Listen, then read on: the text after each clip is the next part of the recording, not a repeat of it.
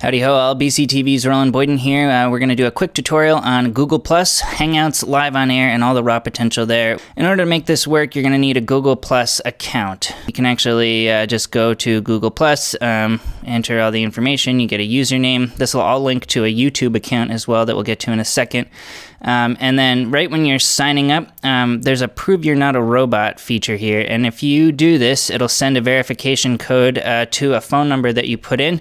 It'll either call you or text you, and you can put that in. It'll save a lot of hassle in the future. This will authorize your account. We're talking about doing this on a laptop or a desktop computer, so that's just worth briefly noting. Then you're going to need a webcam or a camera, and I'm going to go into those options in a little bit. And audio is a big one, so you're going to need to think about some kind of audio setup so you're not using the built-in microphone. To get started, you are going to need to download the Google Hangouts plugin. You can just search Google Hangouts plugin and it'll come up. It'll give you an option once you've signed into your account to download the plugin here. Pick a language. It's really easy. It doesn't even require a system restart, just a browser restart.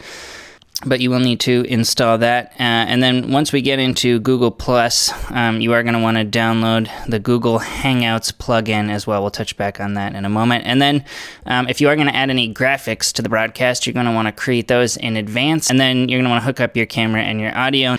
So what are your options? Well, when it comes to the camera, you can use the built-in webcam on your laptop. You can also get a third-party webcam. And you can now get really nice quality HD webcams for under $100. Logitech makes some great ones, and they offer the added benefit of often bringing with them better audio through a microphone setup. So if you can get your audio and your better picture through the same webcam, that's great.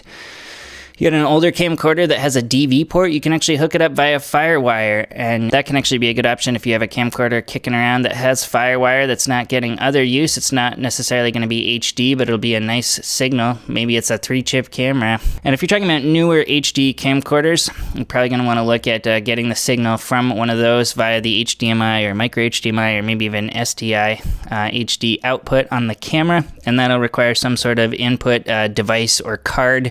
Perhaps the bigger issue to figure out in advance is the audio. You can, of course, always use the built-in audio, but never really recommend it. So if you can even get something like a headset, a USB gaming headset that has the benefit of including the headphones as well, and headphones can be really important, especially if you're talking about doing a Google Hangout that includes back and forth dialogue between you and some other people on Google Plus. It's a great way to avoid the echo cancellation that Google uses to reduce feedback coming back through your speakers. So if you can put headphones on, you'll get a lot less of that underwater sound, which is really great.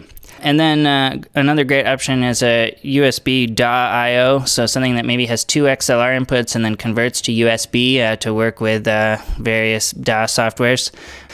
And then another audio option is if you're talking about taking the feed from a camcorder, either through the FireWire or through an HDMI or SDI input device, especially if your camcorder has some good audio inputs like XLR inputs and XLR inputs with phantom power. So those are some of the things you're going to want to do to get set up in advance.